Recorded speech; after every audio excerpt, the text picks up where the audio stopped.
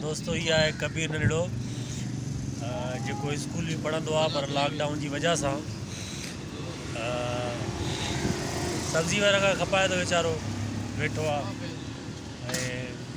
बाज़ार में ईअं हूंदो त स्कूल खां फ्री थी करे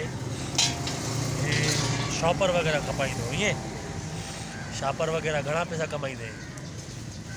400-500 कमाईंदे स्कूल का मोटी अची करे न? स्कूल का मोटी अची करे 400-500 कमाईंदो हुयो। हाणे त लॉकडाउन लगी पई आहे, हाणे काॾे थैलियूं कोई वठे ही नथो, ॿाहिरि जा माण्हू अचनि नथा।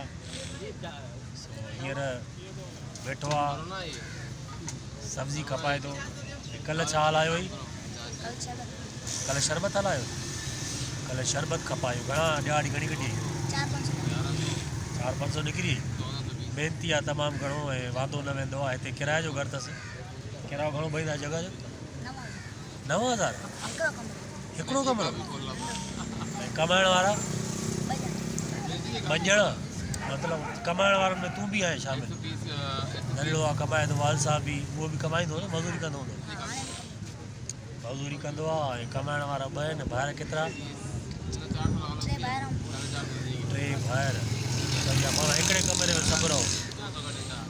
सही 9,000 किरायो भरींदा आहिनि, 2 कमाइण वारा आहिनि। हाणे कमाइण वारा बि वाल साहब ने को ड्यूटी वग़ैरह न कंदो आहे, उहा ई मज़ूरी कंदो आहे। रेड़े वारे वटि बीठो, सब्जी वारे वटि बीठो, ईअं सब्जी वारे वटि बीहंदो आहे ऐं पोइ हुतां ॾियारी खणंदा आहिनि। हे बि ॾियारी खणंदो आहे, कॾहिं शरबत, कॾहिं थैलियूं, कॾहिं सब्जी वारे वटि बीहणु। अहिड़े हिसाब सां मिड़ई महिनती आहिनि, महिनत कंदा आहिनि। अॼु बि असां बाज़ार में रोड ते वेठा आहियूं, जहांगीर होटल जे साम्हूं। ऐं रेड़ा बेड़ा तव्हां ॾिसो, रेड़ा बेड़ा लॻियल आहिनि जहांगीर होटल तव्हांजे साम्हूं। ऐं हेॾां वेठो आहे फैज़ मोहम्मद ऐं होॾां वेठो हूंदो आहे अज़ीज़ भाई। ऐं मंझंदि जा 3:30 थी रहिया आहिनि ऐं रश एतिरी न आहे, माण्हू न आहिनि। हीअ मंज़र तव्हांजे साम्हूं आहिनि। जहांगीर होटल बिल्कुलु कैमरा जे साम्हूं। जहांगीर होटल